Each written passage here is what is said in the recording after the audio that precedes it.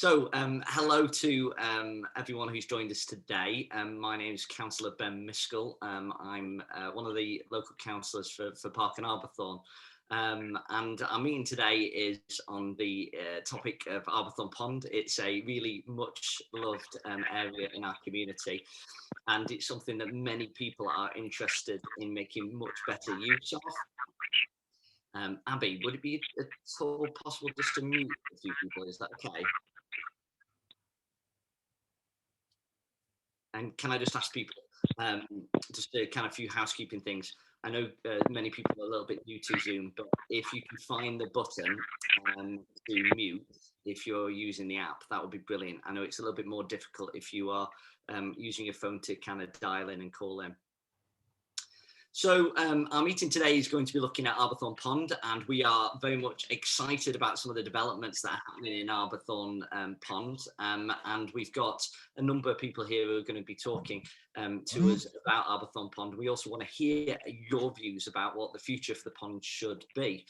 Normally we would go around the room and introduce ourselves, but I think as the course of the meeting goes on, we may well be able to do that. The first person that was going to speak is one of our council officers who's been doing an awful lot on the pond, and thank you very much, Andy, for your work. So it's Andy Mumford, who's going to give a little bit of a presentation about some of the wonderful work from Parks and Countryside. Now, Andy will tell you, hopefully in a short while, a little bit about the funding that we've managed to achieve, and we have managed to achieve £20,000 with £10,000 from the SIL money, which is basically the infrastructure levy. When you build a building in the city centre or across the city, developers have to pay a certain amount for infrastructure around the city. We've managed to bring some of that, at least £10,000 of it, to Arbourthorne, and we've also managed to get £10,000 of match funding for the Environment Agency for improvements to the pond, which should be a catalyst for an awful lot of change. Now, Andy's got a presentation. He's going to talk us through some of the big changes at Arbourthorne Pond as well. Andy, hello. Thank you very much, Ben. For those people who don't know me, my name is Andy Mumford. I'm the area manager for Parks and Countryside, and I look after great swathes of the south and east of Sheffield. Arbourthorne, the district comes under that. And I've got a short presentation when Abby gets the right pane up to start with.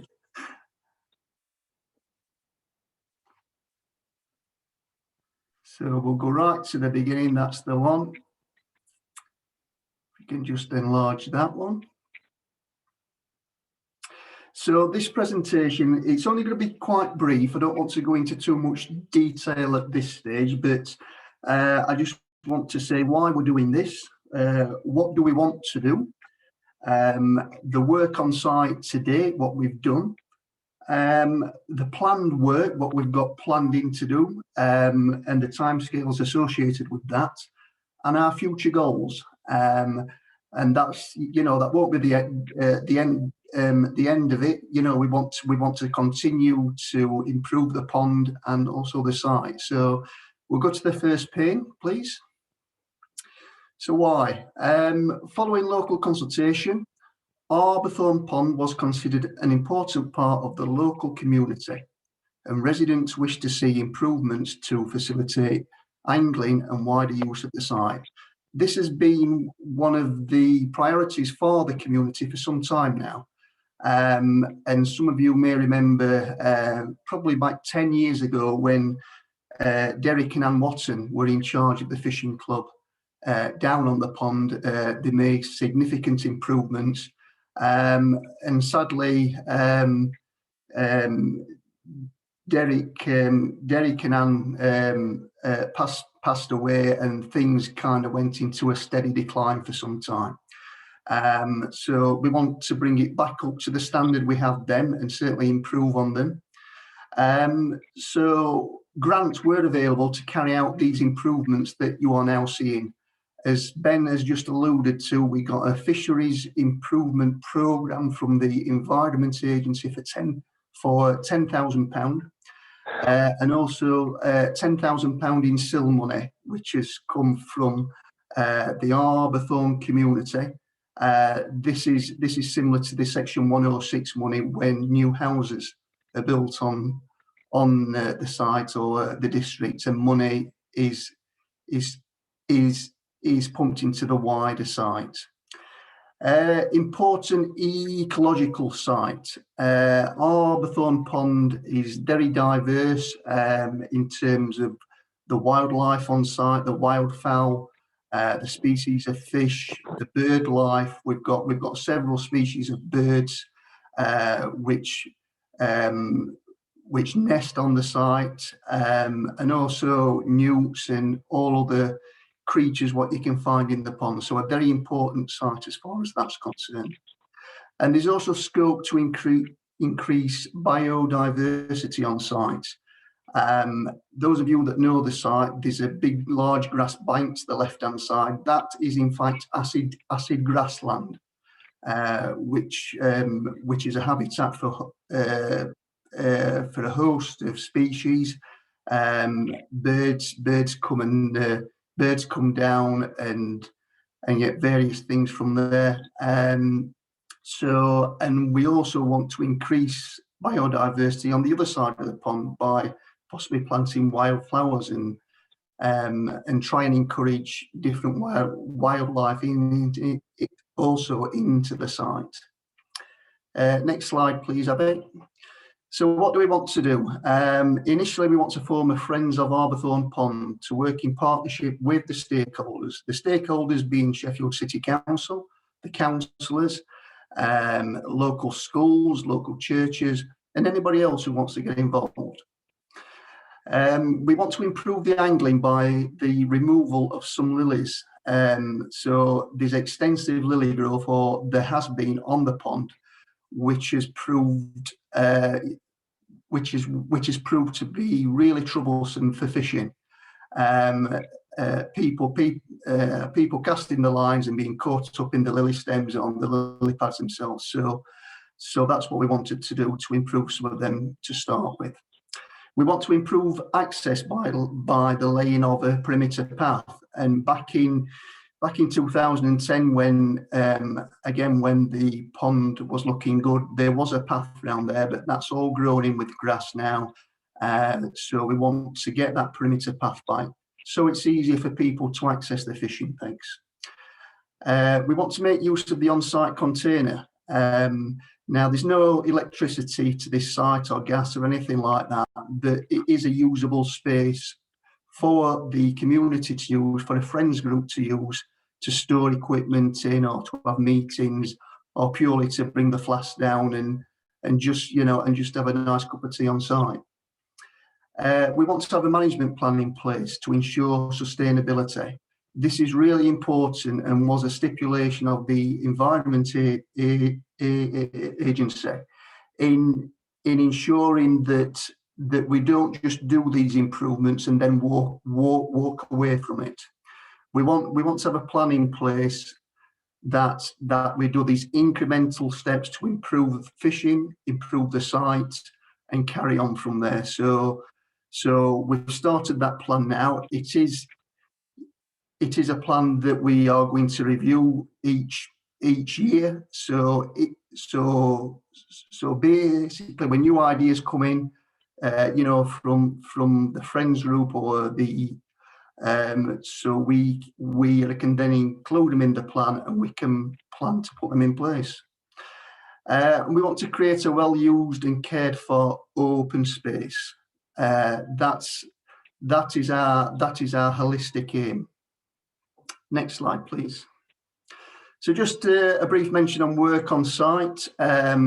As you can see there, the big orange digger with the long arm. This was brought in. We contracted the River Stewardship Company. We placed an order with them to come in and basically go out by 4 meters out into the pond. So that's basically as far as the arm could reach. And they removed substantial quantities of silt and also the rhizomes of the lilies. It's important we actually remove the rhizomes because obviously the lilies will grow back. We were quite surprised at the depth at the time, because we'd heard various rumours that the pond was up to 10 or 12 foot deep. But I think at the deepest part, when we've got the silts out, because we did some measurements, and we've got a maximum depth of around about 6 foot. So it averages out between 4 and 6 foot. Next slide, please. Again, that's just another picture of the River Stewardship Company on site. And then this slide is where we put all the vegetation and silt. We had to leave this on site. We could remove it off site, but it would be really, really expensive. So we decided to dig a trench there, and we're basically going to wait for this to rot down between 12 and 18 months, and then we can really spread this out. And it is our intention to possibly turn it into a wildflower meadow. Next slide. So plan work and timescales. As part of what the River Stewardship Company are doing, we're going to create 4 gravel beds between the fishing pegs. So because we've got the sleepers around the pond, the Environment Agency has said it's very hard for invertebrates and little newts and what have you else to kind of breed, because you've got a couple of foot depth between the sleepers and the bottom of the pond. So we're only doing this between 4 pegs, and basically we're just going to put some gravel there to make it shallower, just between the fishing pegs, so it won't interfere with fishing at all. We want to do a light refurbishment on the on-site container.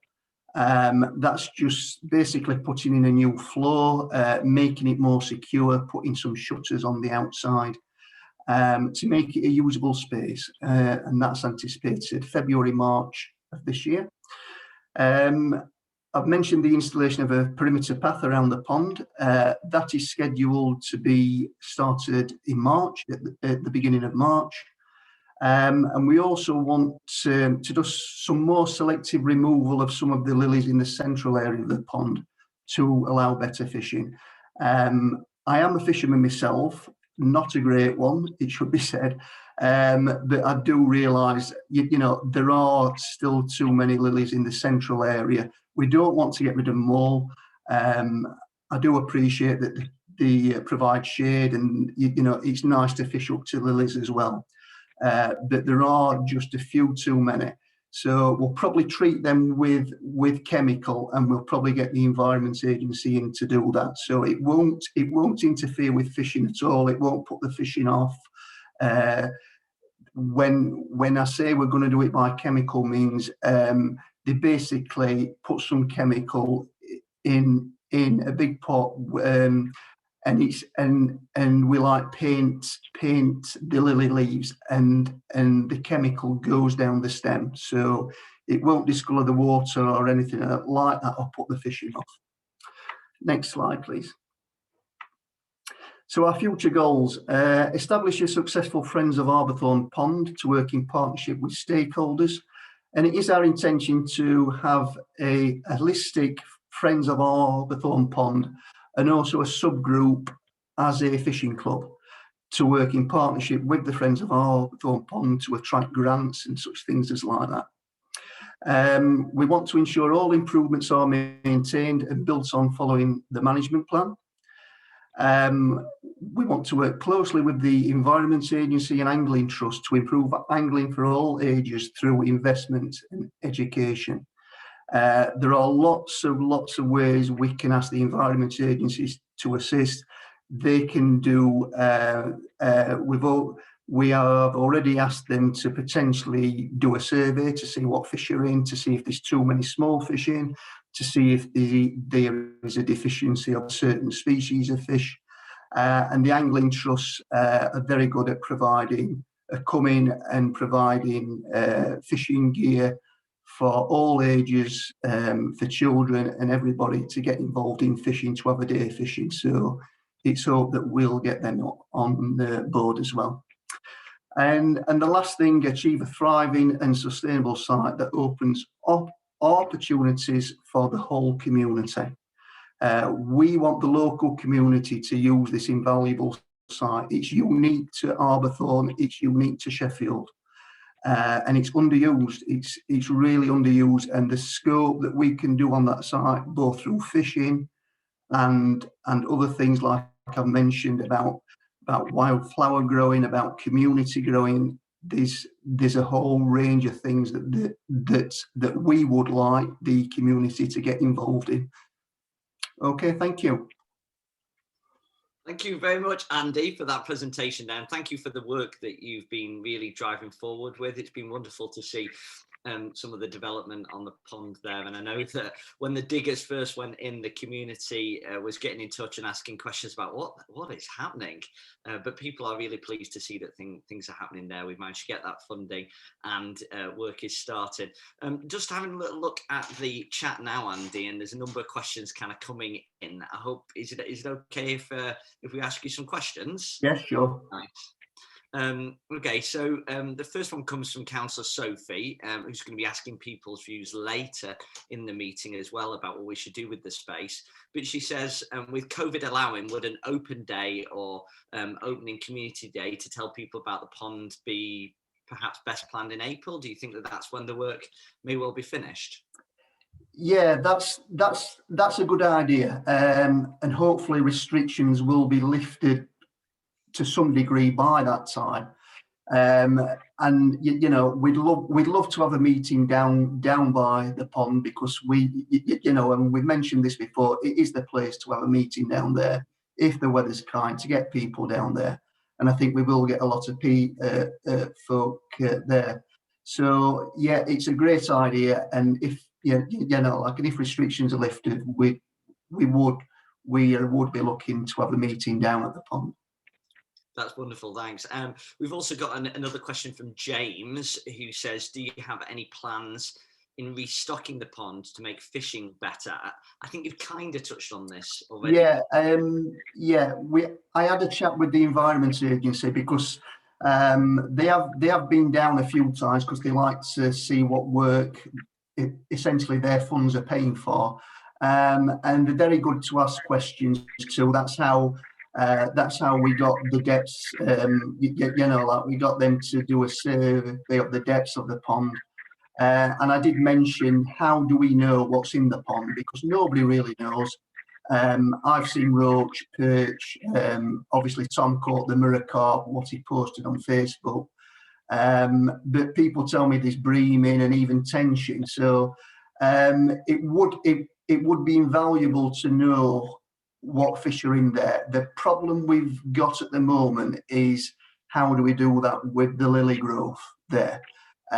Because it'd be impossible to net.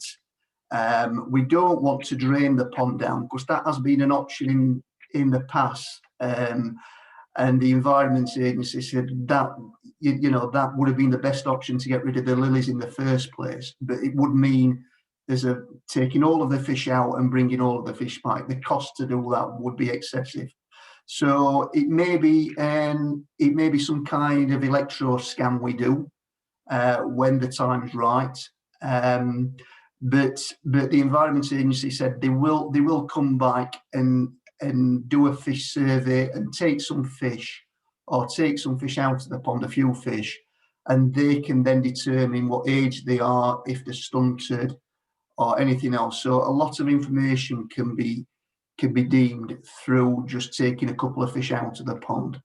But yeah, you know, as a fisherman, I like to know what's in the pond, what I'm fishing for.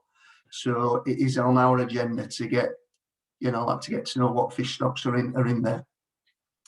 Thank you, Andy. And if there are any more questions, and particularly fishing related questions, do send them in now. I know we've got a lot of fishing enthusiasts who are really interested. We've also got a few other questions as well. I think there's one from Samantha, and Samantha, correct me if I'm wrong, I wonder whether perhaps you live close by and that's why you're asking this question.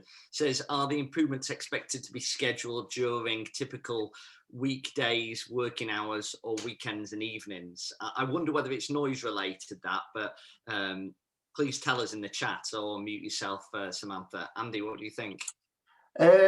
as far as noise goes, we try to keep noise down as much as we can, and it will be done during the day. If you're specifically talking about the path work, obviously there will be some machinery coming in to clear the paths. The paths are going to be stone laid. They're not tarmac paths, they're stone laid.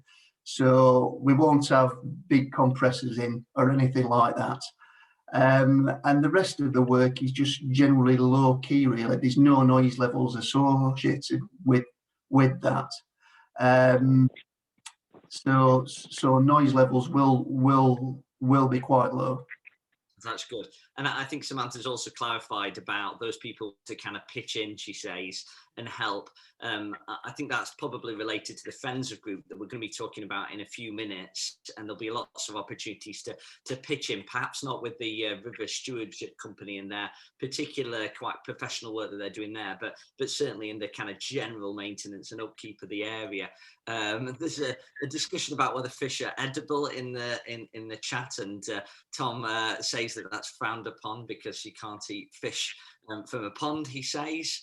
And I think perhaps I've covered most of the things, apart from an offer of help from Rachel, who's going to be speaking in a second, from an Even Better Arbourthorne, a wonderful group in our community, that says we can donate pond dipping kits and children's fishing kits for families to come and try out at an open day, which I think would be brilliant. Yeah. Would be really, really brilliant. Okay, well, thank you very much. If there are any other questions for Tom or anyone else, feel free to put those in the chat, and we'll try and answer them later on as well. Thank you very much, Andy. It's really appreciated. No problem. Now, that leads us into the second part of our meeting today. And what I'm going to do is I'm going to paste the agenda into the chat for those people who perhaps haven't got already access to it. The next bit was really about an introduction to the Friends of Arbourthorne Pond group. And Rachel and Lucy were going to lead that.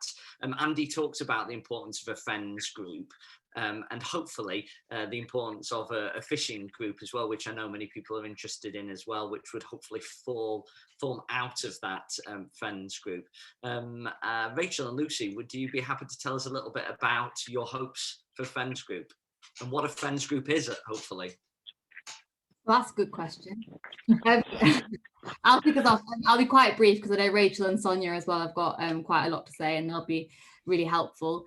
But yeah, basically, a few of us realised that we had similar ideas about what we thought the pond could be like and how it could be used. I mean, I live locally. I love walking my dog around the pond. It's a really great place to just chat to people. I've learned so much about fishing from speaking to people there. I know nothing about fishing, but it's nice to see people fishing there. A few of us in the summer from our church community were picking up litter around there. And just hanging out and having picnics and stuff, and it was such a great place to be. So it was amazing to hear that the council and also some people from an Even Better Arbourthorne were also thinking about ways we could make it even better. So that sort of, that's Even Better Arbourthorne, even better. I see why I did that. So that got us talking about forming this Friends of group.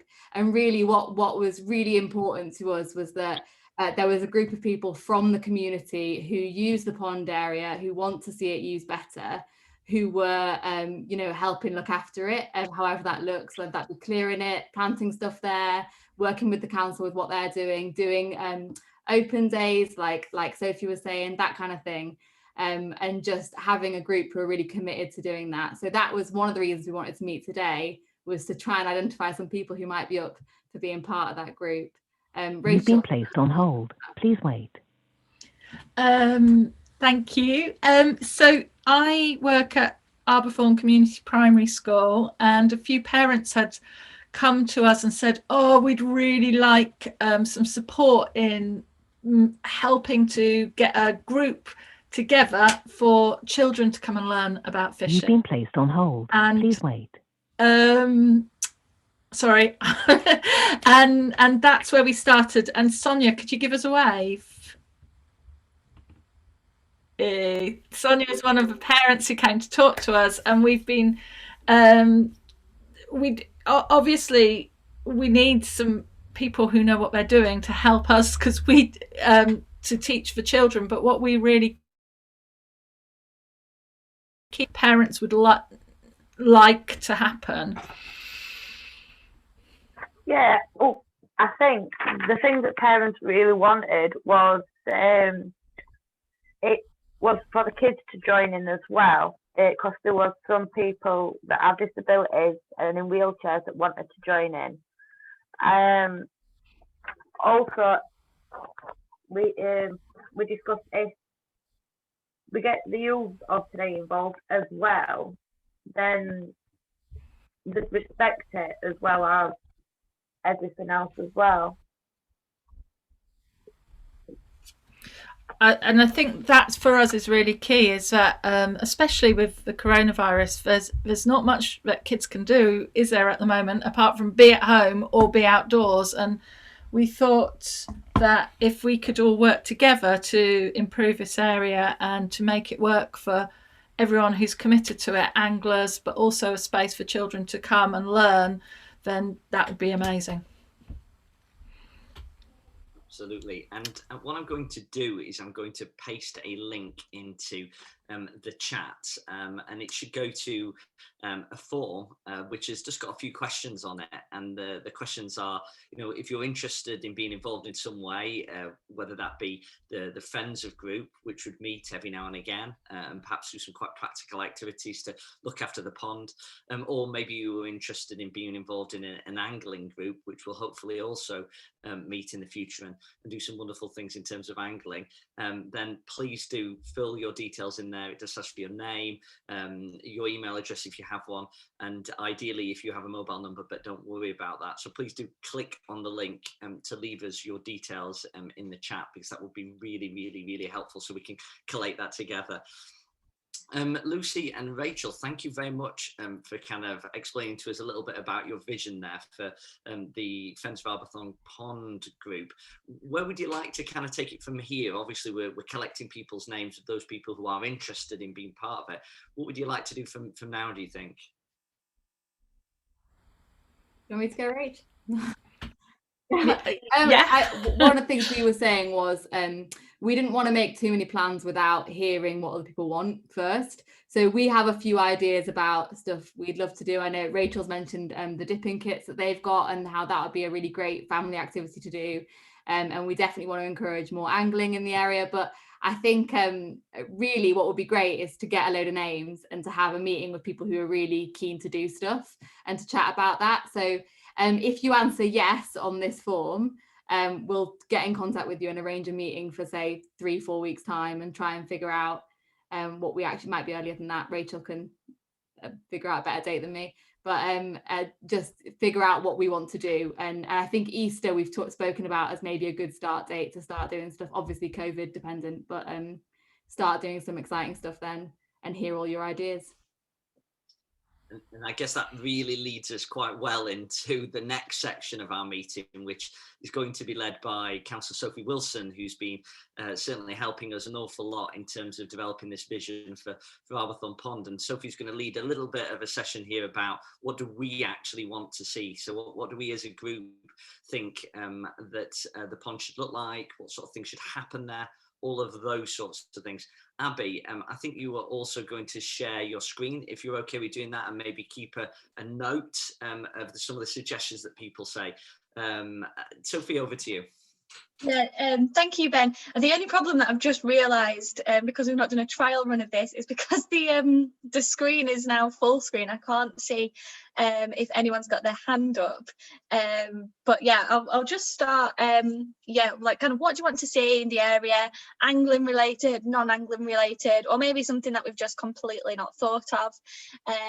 Andy was talking earlier about the wildflower garden, and that sounds like a really great activity for kids to get involved with. As well. So yeah, if you are uncomfortable speaking out loud, please type in the chat. But otherwise, because I can't see you to raise your hands, unfortunately, does anyone want to shout out? Actually, maybe Tom, do you want to go first? Because you and Nigel said in the chat that you've been talking about this and you have a few ideas that perhaps me and Ben and the others might not be able to pick up on, not being anglers ourselves. Sure. So we spoke about a few things. Firstly, obviously, about giving lessons to kids or anybody that wants to have lessons. I think that'd be really beneficial, especially to kids, if it can keep them out of mischief and whatnot. Yeah, that sounds really good. As Lucy, when we saw you around the pond, that was a little mini litter picking day, wasn't it? And those children that we bumped into, they were getting complaints from the local residents, some of the more elderly residents, about playing knock-a-door run and a few other kind of mischievous behaviour. And they came and joined in the litter pick, were really well behaved during that. And a few of especially the boys, the younger boys, said, we'd love to fish here. Can you get us X, Y, and Z fish, etc. I'll go home and I'll get my rod right now if we can do it. Do you want us to clean it up? So yeah, I think there'd be a good appetite for that around the area. Have you got any other thoughts, Tom? Yeah, we also spoke about disabled access for the far bank, and maybe putting some like wooden platform or something, because apparently there's quite a few elder people that are disabled that would like to fish it but can't at the moment. Very good. Have you got anything else? Just fire them away, as many as you've got. Well, stocking wise, there's loads of fish in there. I've been fishing it for the past 2 months. Caught a lot of different species. I think the best thing to do would probably have some sort of event where we try and get quite a few people fishing it at once, and we'll see what's caught, rather than just jumping straight in and stocking it. Because if you're catching a lot of fish in winter, and then it shows the stock's pretty decent, because it tends to get a lot harder in winter. Yeah. We also looked at the water inlet that comes into the pond, and it's all silted up. We actually moved a few rocks and moved some of the silt a bit, and the water were flowing in a lot better, which in the summer months would be good because it gets more oxygen in the water as well for the fish. It just needs digging out, really. Could do that with a spade though, probably. And yeah, again, the green outbuilding, if we could get some tackle and leave it in there for when it warms up a bit for lessons, and as long as that's reinforced, because somebody told me that it did actually get broken into once and all the stuff stolen, so we'd have to make sure it was reinforced. Yeah, that is a good point. Yeah, it's very much fishable now anyway.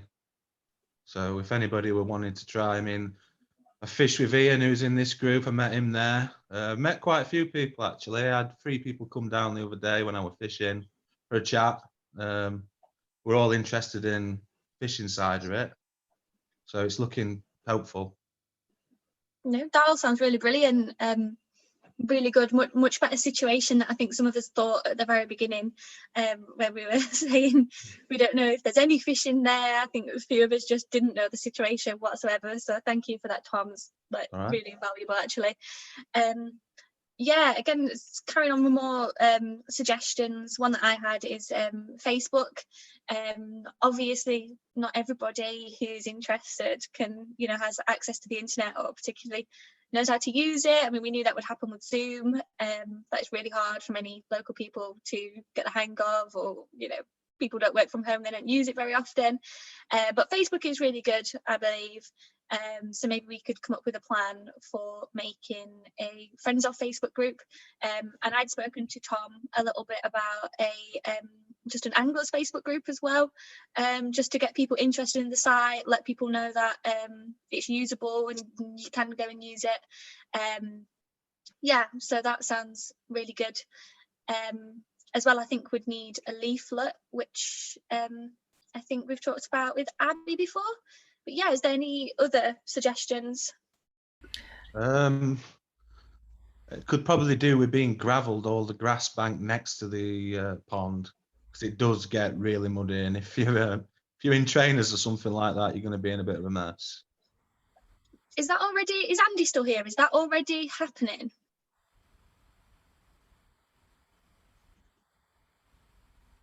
I think you're on mute, Andy. You're on mute, Andy. Sorry, we can't hear you. Apologies. Yeah, there's going to be a path round the back of the pond, Tom. All right, brilliant. So there's going to be a perimeter path which is going in March, which will sort out all of the mud and everything else there. And also there's going to be a path going up to the bar gate where our tractors and kind of mowing machinery comes in as well. And just to pick up on just what you were saying, I know it's not kind of relevant to this little bit, but what you said about it needs digging out at the top end where the inlet is. The Environment Agency were quite insistent of that remaining because it actually filters the water coming in. All right.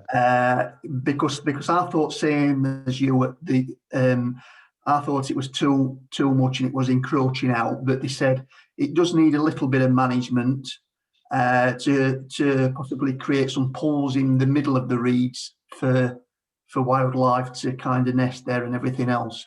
So I think what would be a good idea is I'd love to meet yourself and Ian and the other fishermen down on site, just to give you a little bit more detail in what the Environment Agency has said on maintenance, especially going for you know, what we can do and what essentially friends and volunteers could do as well. Sounds good. Thank you for that, Andy. Yeah, has anyone got anything else, even if it's not fishing related, it's just maybe about the storage container or you know, there's a few picnic benches there. Yeah. What were you going to say, Tom? The picnic benches? Yeah, that'd be quite nice for a spring or summer's day. People just wanted to come and relax. Yeah, I completely agree. Anything else from anyone before we move on? Yeah, we discussed the possibility of, I know wildflowers has been mentioned, but also stuff like raspberries and things like that, which once planted, you know, could, on that bank, that's where all the waste went. So putting fruit bushes which don't need too much tending, you know, they can grow wild, and that becomes nice for people to gather. Also, I think once we are post-pandemic, I think the school would actually love to use it as well for lessons and things like that. So that's another thing that I think.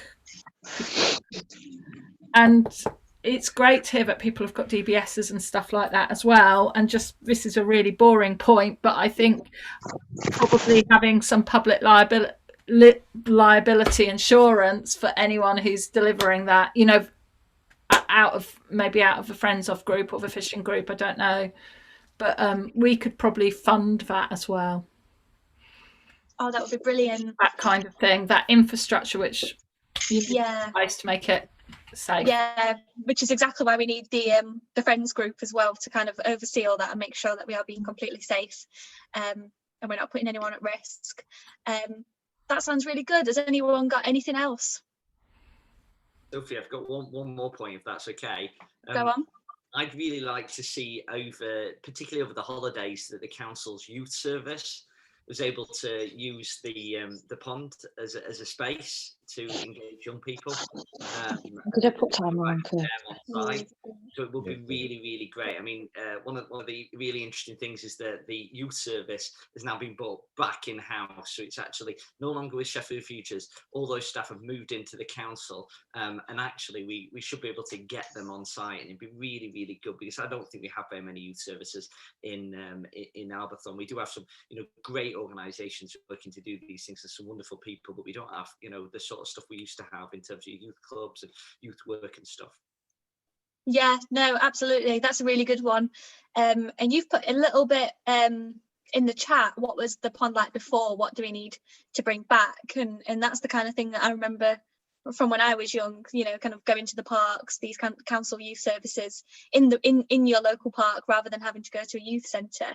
Has anyone else got anything similar? Maybe something that you remember from, you know, 10 plus years ago, if anyone was around then? Anything else before we move on? No, well, that sounds really good then. So Abby's got all of those, and those can feed back into the next meeting when we do have the meeting of the Friends group and the Anglers group. Not quite sure what we're going to call that yet. I suggested Arbourthorne Anglers earlier. I'm not sure what other people think. But yeah, we haven't set a date for that meeting yet, have we, Ben? No, we haven't set a date for that meeting, and we're going to have to. And I guess the next thing on the agenda is a reminder to people, to leave us their details if they're interested in being involved in that fishing group, if they're interested in being involved with that Friends of Arbourthorne group as well, or perhaps are interested in being involved in both of those groups, which we'd really like to encourage. And I've just copied and pasted that Microsoft form into chat, so please do just click that form and leave us your details. It would be really, really helpful. I think we heard from Lucy and Rachel to say that we were hoping to have those first meetings in the next 3 or 4 weeks. Is that right again, Rachel and Lucy? Yeah. Superb. Now, what's your feeling, Rachel and Lucy? Because I think you're probably going to be leading on the Friends of group. Is your feeling that we'll just get back in touch with people and ask them when the best date is? Or would you like to do that now?